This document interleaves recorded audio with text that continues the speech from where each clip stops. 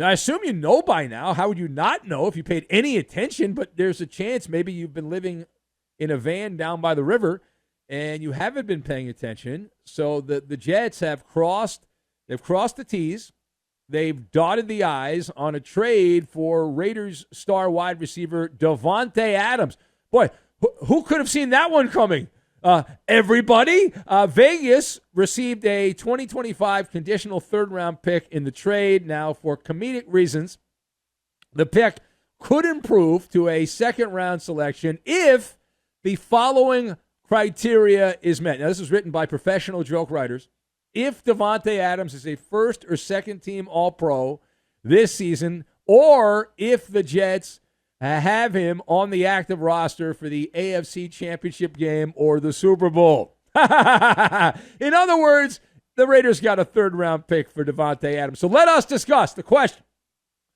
What grade do you give the Davante Adams trade between the Raiders and the Jets? So I have a boilerplate disclaimer, Aladdin, and WCW.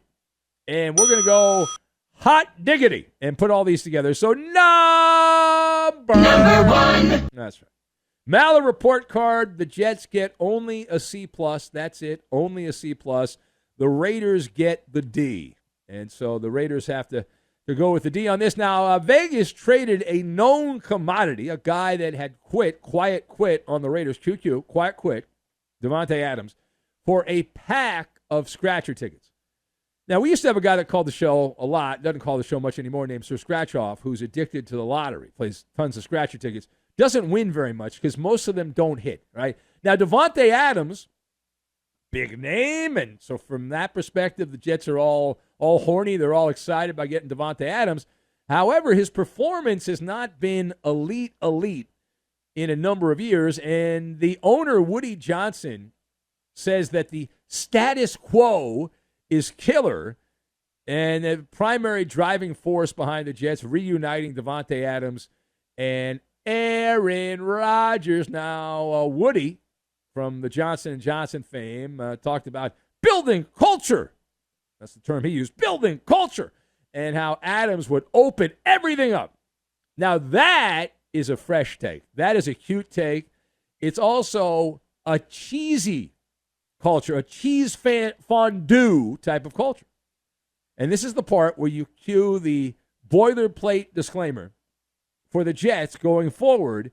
Any rebroadcast, retransmission, or account of Davante Adams' performance without the express written consent of the Green Bay Packers is prohibited, because what the Jets are trying to do is recreate the Green Bay Packers from like 5 years ago, right? They're looking to clone the cheeseheads, and they're sending out smoke signals as they take the plunge. Now, keep in mind, Davante Adams, I believe, was in Wisconsin for parts of 8 seasons in northern Wisconsin. And while he compiled a lot of stats, a lot of numbers, to my knowledge, there were no Super Bowl appearances there, right? It didn't happen. And now they're both older, Rodgers and Davante, and they get what they want. One last dance together. Both have a lot more mileage on the odometer. Now, page 2. Talking about the musical chairs as we ride the wave here. Aaron Rodgers. Now, Aaron Rodgers says the Jets are going all in on Davante Adams in that trade. Is that how you see it? So they're going all in, but not in winning. This is not about winning. This is about kowtowing to Rodgers, is what it is, right? It's another example of room service delivery to the quarterback. And it reminds you of the genie from Aladdin. And, Aaron Rodgers has been granted phenomenal cosmic powers because of what he did in Wisconsin, not what he's done with the Jets, by the owner there, Woody. And it's more out of the association playbook. This is something you see in the NBA where LeBron James and Aaron Rodgers and LeBron have a lot in common, their passive-aggressive nature, but it's the star running the show. And I still chuckle at a week ago when Aaron Rodgers got all offended that people thought he was running the Jets. Well, any doubt is now gone. He is the GM by proxy of the Jets. And again, your wish is my command, just like Aladdin. You're tired of Aaron Aaron, you're tired of Robert Saleh. We'll get rid of Robert Saleh. Right? He's a killjoy. All right, his ass is grass. You want your buddy Davante Adams? Done. Right? Done. Next thing we're going to get, the Jets will be playing half their home games at Lambeau Field because that's where Rodgers plays well, at Lambeau Field. So why not? They'll just play a few games at Lambeau every year. Nobody will care. Okay? Be careful, though. A very important life lesson. You don't often learn this till you get older in life, but be careful what you wish for. It's like the famous saying from Oscar Wilde that there are only two tragedies in life. One is not getting what you want, and the other is actually getting what you want. And Aaron Rodgers is all excited now that he pulled off this trade. If you think that this trade would have not happened without the prodding of Aaron Rodgers, you're a dope.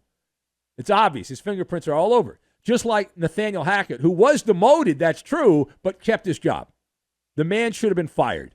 He did not deserve to keep his job. He is as responsible as anybody else, but because he's buddies with Aaron Rodgers, we'll do you a solid. We'll keep him around. All right, final point. So after the deal, the Davante Adams trade, Davante made a surprise appearance with YouTuber Pat McAfee. And he said, hey, I am ready to go. This after missing weeks because the hammy went whammy for Davante Adams. Abracadabra, presto! Just like that, all of a sudden he's good to go. He said, quote, I'm feeling great, man. I was working with the staff in Vegas the whole time, and they got me back right, so fortunately I'll be able to roll, said Davante Adams. So, question for the esteemed panel, which you are part of. Davante Adams has now said that his hamstring that would not allow him to play in the last couple of Raider games is all of a sudden great. It feels just great. Great after his trade to the Jets. How does this one hit you? So I'm going to go old school here, but it's not really old school because it's still relevant on the interweb. WCW style. Ergo, let's go back over 20 years ago. It was a pay-per-view event, and a wrestler named Kevin Nash. He had supposedly broken his leg. And you probably see this. If you didn't watch the WCW back then, I didn't watch it much either, but I did see this at the time because it was a famous moment and it's still been saved for posterity's sake. So the storyline was, if I remember correctly, Ric Flair and some other guy had broken Kevin Nash's leg, the wrestler, and so then the pay-per-view event, he came out in a wheelchair, he had a blanket over him, and it was the old fake leg thing. It was the old fake leg trick. And he was sitting in the wheelchair, and then he tossed away the blanket and stood up and got in the ring. That is essentially what Davante Adams is doing, right? I mean, they changed laundry, and now all of a sudden he's hanging out with Rodgers. He's probably going to stay at Aaron Rodgers' house, ready to go. And they're singing Kumbaya and roasting marshmallows around the fire. Everything is good. Oh, wee! So good.